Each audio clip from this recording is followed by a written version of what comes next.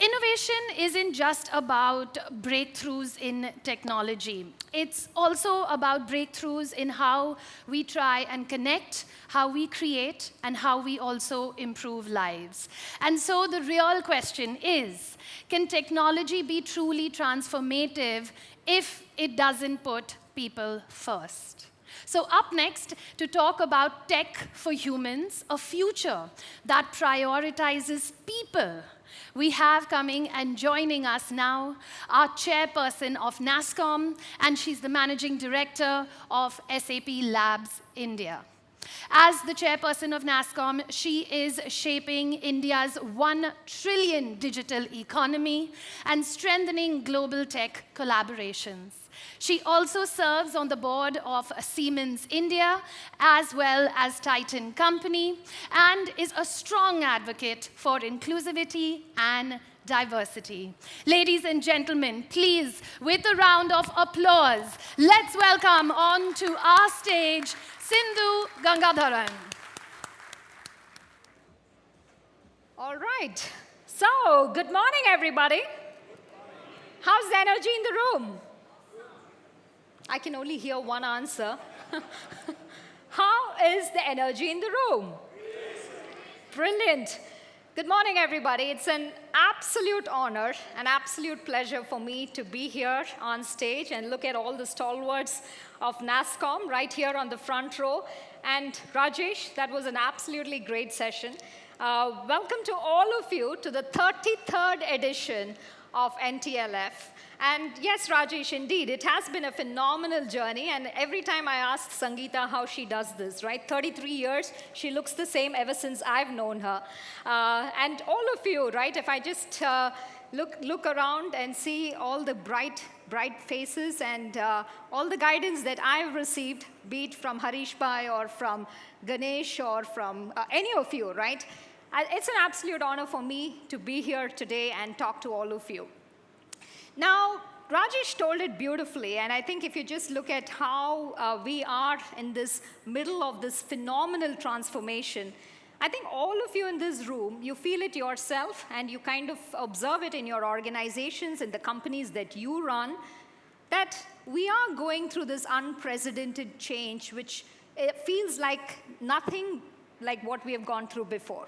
Right? It is massive, the pace at which things are changing. And Rajesh, you talked about a lot of the trends that are shaping the industry. But I think sometimes it's also important to just pause and kind of reflect, who are we building for? What are the problems that we are actually trying to solve here? Are people working for technology, or is technology working to help people?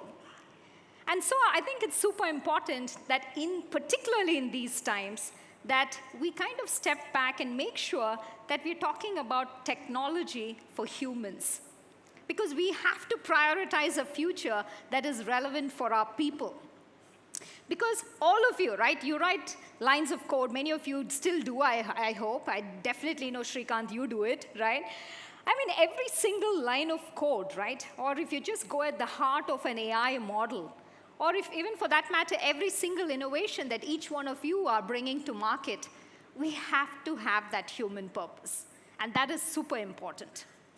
And India, I think, Rajesh, you beautifully captured it. If you just look at the India context as well, India stands at this unique crossroad, right? I mean, if you just look at the numbers here, clearly all of you would agree that we are totally experiencing this revolution that is powered by intelligence. There's no doubt, right? Every slide that we have is powered by intelligence. Sometimes those slides are even made with intelligent technologies. We also know that. But it's not just artificial intelligence. It is also coupled with human intelligence, which is working alongside it. And today, if you just, again, look at the numbers on this slide, we are the fastest growing digital economy. Rajesh told us, we are the 3rd largest startup ecosystem in the world. And we are absolutely transforming and driving forward that AI transformation that also Rajesh talked about. But if you ask me, our greatest strength is not just our technology. It is our people. And that is important. Because this fear, and you get asked all the time, right? This fear of technology replacing humans. And this is nothing new, right? I mean, if you just look back at the trends that have come and gone, history tells us otherwise, right? It's not that technology has any time replaced humans. If you just look at the Industrial Revolution, we didn't kind of end work for anybody. It literally transformed it.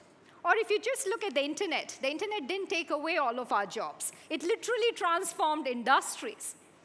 And if you just look at the numbers again, how this is panning into the India context, clearly, right, and Rajesh mentioned that as well, by 2028, we expect AI to create 2.7 million new jobs in India. And this is also powered by India's vast AI talent pool, and we're expected to reach and grow over 1.25 million by 2027. And so clearly, today, AI and automation is not going to replace human intelligence. However, what it will do is it will help us augment, it will help us amplify, and it's going to definitely help us unlock new possibilities in ways we clearly never imagined. And that is a fact. Now, you can look at various use cases, farmers using AI to predict when is the right time to yield their crops, or students sitting in rural parts of India to look at some of the world's latest education material powered by EdTech. Right? And you can also see healthcare professionals leveraging AI to look at diagnostics, and not just diagnostics powered by AI, it's personalized diagnostics for their users or for their patients. And clearly, in all of these use cases, we are witnessing how technology can be that kind of a bridge, how technology can be an enabler, and most importantly, how technology can be that force for good. Now, what is also equally interesting to note from these numbers is today, AI is enabling inclusivity. In fact, 65% of women in technology are clearly believing that generative AI is a game changer. And again, this is again not about just technology, right? This is about breaking those barriers. This is about having the possibility to amplify the voices, because this is so important in these times that we can amplify voices across various diasporas, various areas of people. And again, this is super important that we have to, all of us together in this room and beyond, need to ensure that the future of AI is equitable, it's diverse, and it should not matter about any kind of gender or anything of that sort, right? That is super important. And again, Rajesh, you mentioned, to kind of fuel this kind of momentum, what we also need is large-scale upskilling. And you're already seeing the numbers on the slide. Today, over 400,000 professionals are being trained on AI using NASSCOM's Future Skills Prime. But we all know that this is just the beginning, right? We have to continuously make sure that we are on it together as an industry, because the workforce of today need to be built in such a way that they are powered and kind of built with that AI-first skills. But most importantly, it has to be human-first values and also that future-ready mindset. And there's absolutely no doubt in this room, for sure, that the future will belong to those who embrace technology and who are not fearful of technology. Because many times I get asked, right, and I always use this phrase, and I think it fits perfectly well. AI won't replace humans. However, humans who use AI will definitely replace those who don't. And this is the discussion, and this is how we are seeing things changing, be it from boardrooms, be it into classrooms, be it in your living rooms, right? We are seeing the change on how AI is transforming the way that we are working, the way we live, the way we are studying, the way we educate ourselves, right? But at the heart of this revolution is a very simple point, which is AI for people and AI for progress. And if I just look at the impact that we are seeing, right? In India, already, if you just look at by 2030, AI is set to boost the productivity in India's $254 billion IT industry by 45%. And these are hard facts. So it's not just about automation that we are talking about these numbers, but it's about the amplification of human capabilities. It's about the amplification of how you would use the intelligence to drive your very core decisions for your business. And these are the kind of possibilities what is there when technology works with us and not against us. And today, if you also again reflect back on what Rajesh shared with us, India is actually leading the charge, right? We are not kind of sitting back and saying, hey, how's it going, right? We are leading the charge. And today, 30% of Indian organizations are actively implementing AI as we speak. And this is way, way above than the global average. And again, this is a proof of the innovation mindset that we all bring to the table. And this is a proof that we don't want to sit back and kind of say, hey, let's let the others lead the path. It's also showing a lot of the, if you just look at the startups that I talked about, right? The willingness to experiment and this hunger within us to lead within the digital age. And beyond all of these numbers, we're also seeing AI today actually making a true difference in people's lives. If you just look at 95% of Indian employees believe that AI is already improving the quality of their life.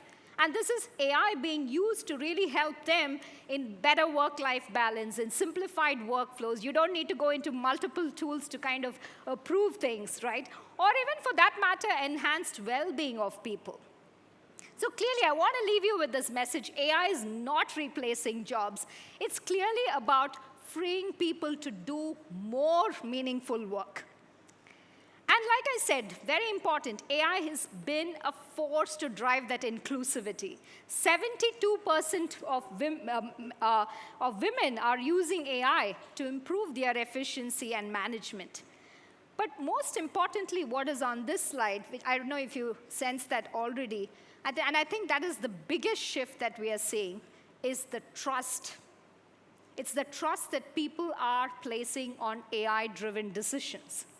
80% of Indian users are now acknowledging the decisions that AI gives them, right? And that is a major shift, because that is super important, because it reflects also in the confidence that people have on the technology. It is the confidence that all of us have on the future that we are building together as an industry. And this future is one where AI is working with people, with that transparency that we need, with the ethics, and most importantly, the accountability. Now, speaking of the future, also important to note in this is also the young minds who are embracing AI. Today, over 386,000 students in India are already started their curriculum on AI as part of their secondary level. And think about it. These are the next innovators. These are the next leaders of tomorrow. These are the ones who are going to make the change.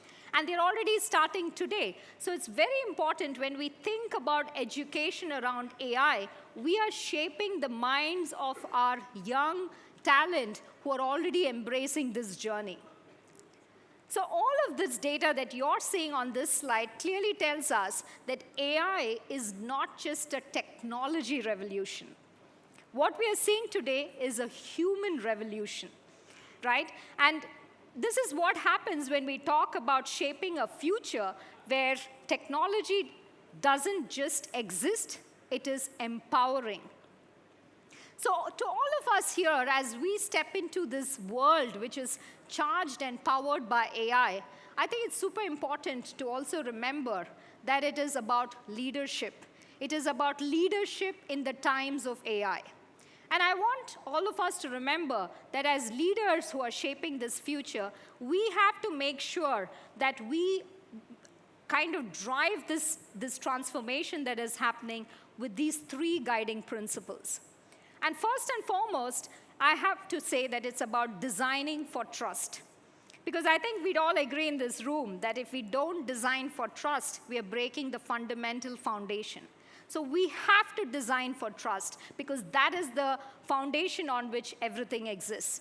Because in the end, it's not just about how powerful my AI is, but it's about whether your people would believe in it, right? And hence, trust is what drives that belief. And the second piece is also augment, don't replace. I think I talked about enough. AI should elevate the potential and not eliminate. It's not about elimination. And it's not about replacing people. It's about how can we use AI to enhance our skills. We always talk about the human in the loop. We have to have those smart people in their areas of domain who understand how things work, be it in the various industries that we serve. We need to have the smart people who understand how the models work. How do you interpret the data from these models? How do you constantly make sure that the data that is being fed into the algorithms are the right set of data? So it's super important that we augment and not replace. And most importantly, I'd say, is to think sustainability. Because AI is not just about, hey, how fast are we? How adaptable are we?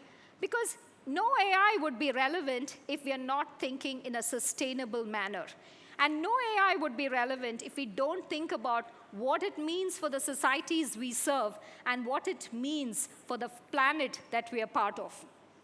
So it definitely means that AI has to be energy efficient, it has to be responsible, and it has to be aligned with the well-being of the society and the planet that we are part of. So as we charge forward and as we build this phenomenal future that is all about empowerment, that is all about upliftment, and that is all about inclusion, let's make sure that these principles guide us as we move forward. So the question that all of you must be having is, how do we go about doing all of this?